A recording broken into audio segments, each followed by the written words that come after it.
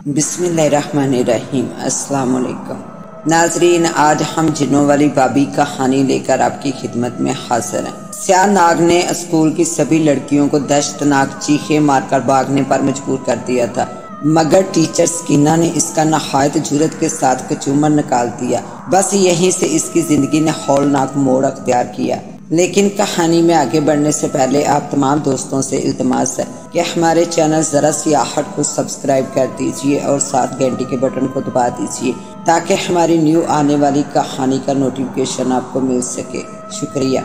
इन दिनों मैं अपने गांव गया हुआ था। रात के वक्त हम सब दादा पोता कज़न ताश खेल रहे थे कि मेरी चचाजाद बहन नूरीन भागती हुई आई और जोर से बोली, स्कीना भाभी को फिर जिन चढ़ गया है। इसकी बात सुनते ही सब ने ताश फेंकी और सामने वाले घर की तरफ सर पिट भागे। मैं भी इनके पीछे लपका गली वाले दरवाजे से गुजरकर हम जैसे ही सहन में दाखिल हुए तो अजीब मंजर नजर आया। एक 18-20 साल लड़की चारपाई पर लेटी तड़प रही थी। घर वाले चारपाई से हटकर दूर खड़े थे। लड़की कभी तड़पने लगती, कभी उठकर बैठ जाती। इसके हलक से अजीबो गरीब आवाजें निकल रही थी। डर के मारे कोई इसके करीब नहीं जा रहा था। रात के सन्नाटे में इसकी दिल खराश चीखें सुनकर लोग अपने अपने घरों से झांकने लगे। जो अपनी छतों पर सो रहे थे जाग उठे और अब वहां से ही नजारा कर रहे थे। लड़की का शौहर भी एक तरफ दबका खड़ा था। अचानक लड़की का पूरा वजूद जोर से उछला और वो लेटे लेटे कई फुट हवा में बुलंद हुई और दब से इतनी जोर के साथ चारपाई पर गिरी कि चारपाई टूट गई। वो इसमें दंस गई। फौरन लड़की उठकर बैठ गई। जिधर हम खड़े थे इसका मुंह इसकी मुखालिफ सिमत था। हमारे पास ही इसका शौहर भी खड़ा था। मैं इसकी टांगों की लर्जिश साफ महसूस कर रहा था। अचानक रुख मोड़े बगैर लड़की की गर्दन घूमने लगी और कड़ कड़ खौफनाक चिड़ाहट के साथ इसका रुख हमारी तरफ हो गया। पहली बार मुझे इसका चेहरा 60 वाट के बल्ब की रोशनी में नजर आया। उफ खुदा की पनाह, इतनी मकरू और कराहट अमेज शक्ल। इसके मुंह से नीली नीली जाग निकल रही थी और बाल कांटों की तरह खड़े थे। अचानक इसकी बाछियां फैलने लगी और इतनी फैलती गई कि धाड़ें और इनके मसूड़े भी नजर आने लगे। मैं जो बड़ा दलेर बनता था इतने लोगों की मौजूदगी में भी कांप कर रह गया। जमाले लड़की के मुंह से गरजदार मर्दाना आवाज निकली, जी हजूर। लड़की का शौहर एक कदम आगे बढ़कर कांपते हुए बोला, हम पानी पियेंगे। लड़की के मुंह से निकला तो इसका शौहर, जिसका नाम जमालुद्दीन था, तेजी से मट्टी के घड़े की तरफ बढ़ा जो कदरे ऊंचे थड़े पर रखा था और सिल्वर के कटोरे में पानी डालकर डरते डरते चारपाई की तरफ आने लगा। इसके अंदाज से पता चल रहा था कि वो किसी सूरत चारपाई के पास आने को तैयार नहीं, लेकिन असेब के हुक्म से मजबूर था। चारपाई के पास आकर इसने डरते डरते कटोरा आगे बढ़ाया तो लड़की ने तेजी से कटोरा उठाकर जमाल के मुंह पर मार दिया। अगर वो गैर इरादी तौर पर दोनों हाथ आगे ना कर लेता तो कटोरा इसके मुंह पर लगता। पानी हमने पीना है, चिड़ी के बच्चे ने नहीं। घड़ा लेकर आओ, लड़की के अंदर का जिन गरजदार आवाज में बोला तो जमाल तेजी से घड़ा उठा लाया। लड़की ने दोनों हाथों से घड़ा जो पानी से भरा हुआ था हाथ में थामा और गट गट पीने लगी। जरा सी देर में इसने घड़ा खाली करके तेजी से घुमाकर छोड़ा तो घड़ा इसके हाथ से यूं निकला जैसे तीर कमान से निकले और धड़म की आवाज से सहन से बाहर गली में जाकर टूटकर बिखर गया। और पानी ला कमबख्त जमाल ने दूसरा घड़ा उठाकर इसे पकड़ा दिया। देखते ही देखते वो इसे भी पी गई और इस तरह घुमाकर छोड़ दिया और वो भी गली में जाकर गिरा। 3 घड़े इसने खाली कर दिए तो अपनी सास की तरफ मुंह करके बोली, सुगरा जी सरकार। लड़की की सास हाथ जोड़े खड़ी थी। जल्दी से भागकर माछियों के घर जाकर कह दे कि मेरे बारे में बातें ना करें, नहीं तो फूड़ियां ही बिछाते रह जाएंगे। लड़की की बात सुनकर स्कीना की सास चद्दर सर पर दुरुस्त करते हुए घर से बाहर निकल गई। मेरा चचाजादा हुमायूं भी इसके साथ चला गया। बाद में पता चला था कि माछियों का घर वहां से काफी फासले पर था और वो लोग इस वक्त वाकई स्कीना की बातें कर रहे थे। अपने बारे में स्कीना का पैगाम सुनकर वो हैरान रह गए और इनको चुप लग गई थी। इन्हू माफ कर दो वडियो। स्कीना का खावंद हाथ जोड़कर कहने लगा, नहीं करांगे, नहीं छड़ांगे। इसने मेरी बीवी को मार दिया है। मैं सारी जिंदगी इसका पीछा ना छोड़ूंगा। जिन पंजाबी उर्दू मिक्स करके बोल रहा था। अब स्कीना का शौहर मदद तलब निगाहों से सब लोगों को देखने लगा, लेकिन कोई भी आगे बढ़कर जिनके सामने आने को तैयार ना था। अचानक मेरे अंदर का दलेर इंसान अंगड़ाई लेकर उठ बैठा वैसे भी मैंने देख लिया था कि लड़की का जिन किसी दूसरे इंसान को नुकसान पहुंचाने के इरादे नहीं रखता था। अब मैंने इससे कुछ बातें करने का फैसला कर लिया।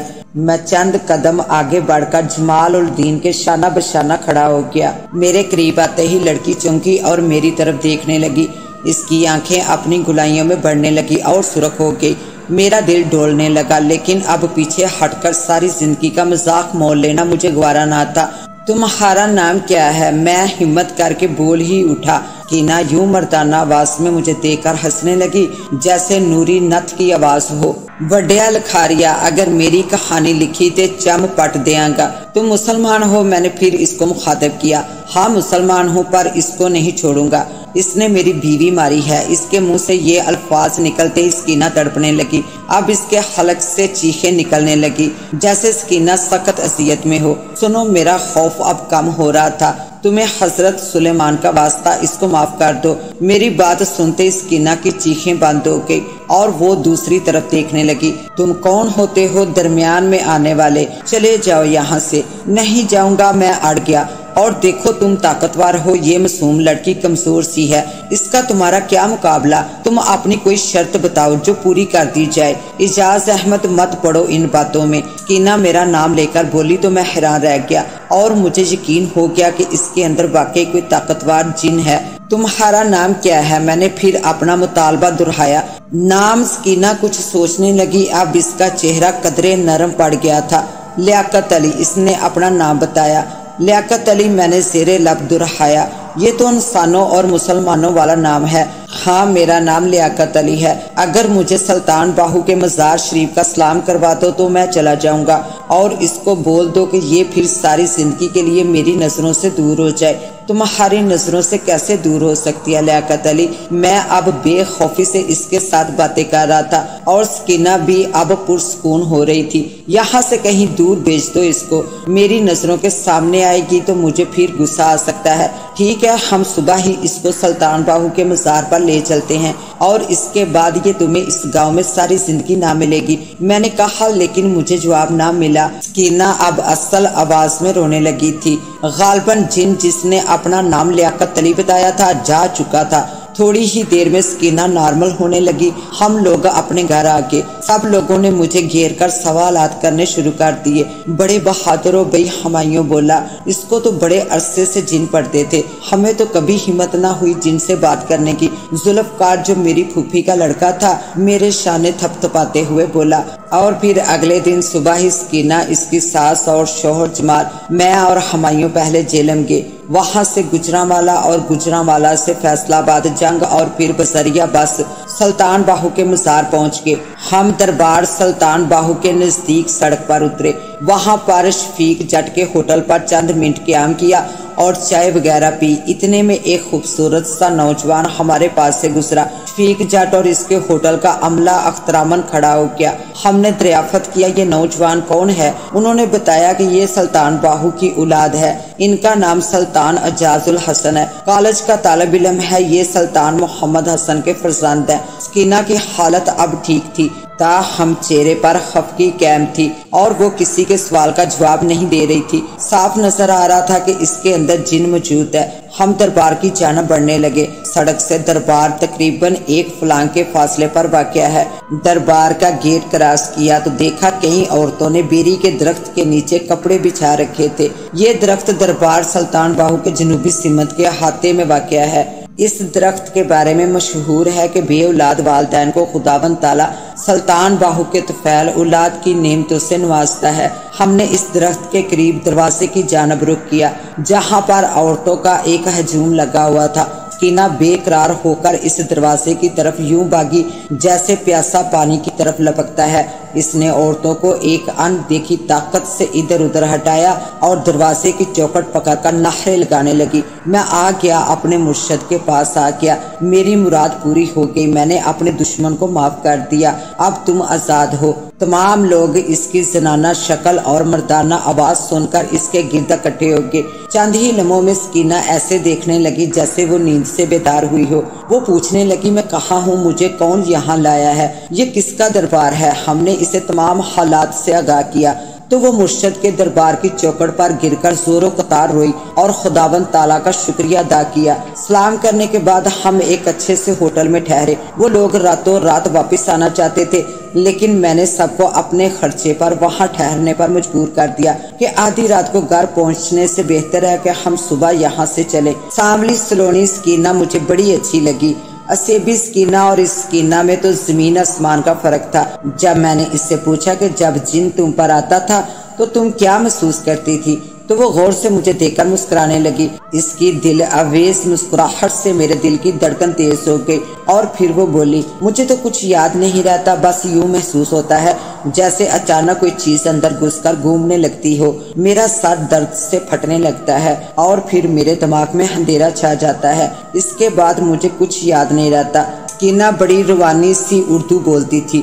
وہ گاؤں میں اسکول ٹیچر تھی مگر اب اسکول نہ جاتی تھی، بلکہ یہ کہنا مناسب ہوگا کہ اسکول کا سٹاف اور اسٹوڈنٹ اس سے ڈرنے لگے تھے، بلکہ محلے کی تمام لڑکیاں جو اس سے بابی کہتی تھی اب اسے جنوں والی بابی کہنے لگی تھی۔ ہم ابھی ہوٹل کے کمرے میں کھانا کھا ہی رہے تھے کہ اچانک میں نے محسوس کیا کہ سکینہ نے کھانے سے ہاتھ کھینچ کر زور سے جمائی لی، حالانکہ ابھی وہ ہنس ہنس کر چوکو چبند انداز میں باتیں کر رہی تھی۔ جمائی لے کر وہ دونوں ہاتھوں سے سر کھجانے لگی۔ اس کی ڈھیلی ڈھالی چوٹی کے بالوں کی گراہیں خود بخود کھلنے لگی۔ اس کی یہ حالت دیکھ کر جمال اور اس کی ماں سہم گئے۔ کیا ہوا؟ میں نے جلدی سے سوال کیا۔ لیاقت علی آ رہا ہے، جمال خوفزدگی سے پیچھے ہٹ کر بولا۔ ہیں، اس نے تو کہا تھا کہ سلطان بہو کا سلام کروا لاؤ، پھر کبھی نہیں آؤں گا۔ میری بات ابھی پوری نہ ہوئی تھی کہ سکینہ کھڑی ہو گئی اور اس کی شکل تیزی سے بگڑنے لگی اور پھر مردانہ انداز کی اسی منحوس آواز میں ہم سے مخاطب ہوئی، ڈرو نہیں، میں اب یہ بتانے آیا ہوں کہ میں اب اس گاؤں میں نہیں جاؤں گا، بلکہ کہیں نہیں جاؤں گا۔ اب تو مرشد کے دربار میں میرا جی لگ گیا، انہی گلیوں کی خاک ساری عمر چھانوں گا اور ہمیشہ کے لیے اس دربار میں بسیرا رکھوں گا۔ ان الفاظ کے ساتھ ہی سکینہ کا چہرہ پرسکون ہونے لگا اور پھر اس نے زور سے اپنا سر جھٹکا جیسے حیران ہو رہی ہو، اور پھر حیرت سے اپنے کھلے بالوں کو دیکھنے لگی اور جلدی سے اس نے دوپٹہ اٹھا کر سینے پر ڈال کر سر پر اوڑھ لیا اور اپنی جگہ پر بیٹھ کر دوبارہ کھانا کھانے لگی۔ جمال نے اسے جب بتایا کہ ابھی تمہیں پھر جن پڑا تھا تو اس کا رنگ پیلا پڑ گیا، تو ہم نے اسے جن لیاقت علی کے الفاظ بتائے۔ اب وہ وعدہ کر گیا ہے کہ کبھی نہیں آؤں گا اور تم گاؤں میں رہ سکتی ہو۔ تو سکینہ کے چہرے پر خوشی پھیل گئی۔ گاؤں واپس آ کر سکینہ کے گھر والوں نے میری دعوت کی تو کھانے کے دوران میں نے سکینہ کے خاوند جمال سے تمام واقعات سنانے کو کہا تو اس نے بتایا واقعہ اس کی زبانی سنیے۔